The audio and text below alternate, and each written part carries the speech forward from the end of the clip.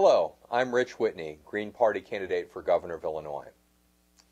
It is a basic duty and obligation of government to ensure that every person who wants to work and be a productive member of society shall have the opportunity to do so. After all, the preamble to our Illinois Constitution states that our government was formed to eliminate poverty and inequality, assure social and economic justice, and provide opportunity for the fullest development of the individual. Yet, considering the lack of living wage jobs available today, compared to the numbers looking for work, both the Democratic and Republican parties have failed miserably in this basic obligation. Most Democratic and Republican office holders don't even acknowledge this obligation, but the Green Party and its candidates take this obligation very seriously. As a party of, by, and for the people, it is a top priority for us. The following measures are the steps that I intend to take to move us toward the goal of creating a full employment economy, in which everyone who wants to work will have the opportunity to do so, and earn a living wage or better.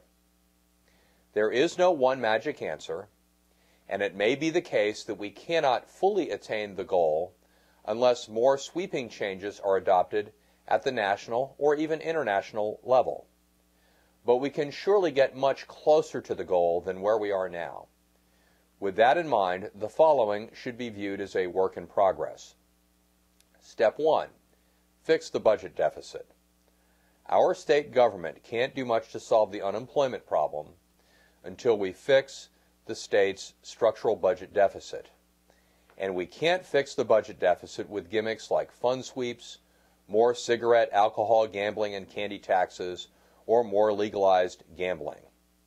We shouldn't try to fix it by cutting vital agency budgets, cutting jobs, and attacking workers' pensions. During a recession, we need to be expanding public jobs, not shrinking them.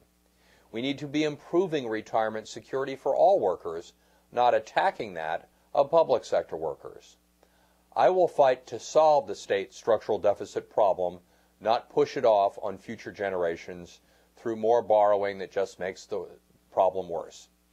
A more detailed explanation of how I intend to do so is explained in a separate statement available on this channel and on my website.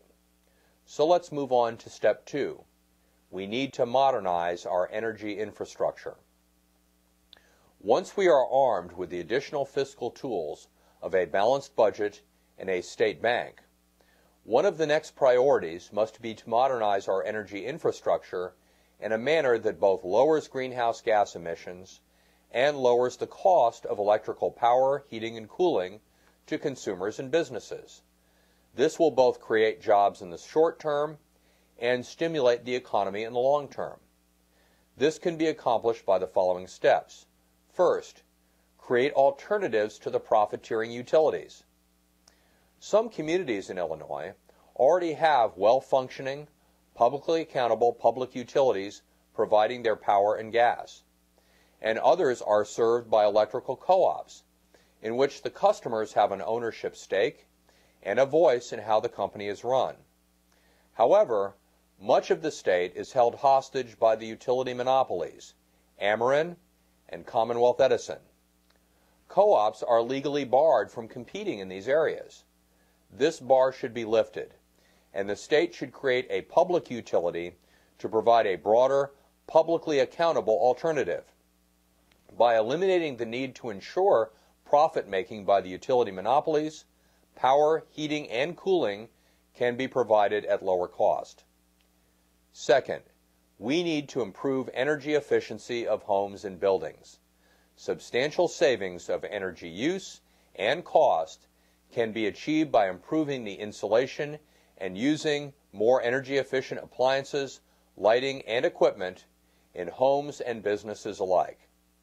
Therefore, we as a society should make it a priority to help both homeowners and businesses accomplish these objectives. A stepped-up program of higher required efficiency standards for appliances sold in Illinois, higher construction standards, and grants, low-interest revolving loans, and tax incentives to promote the rehabilitation of older buildings and low-income housing will all help us move in the right direction.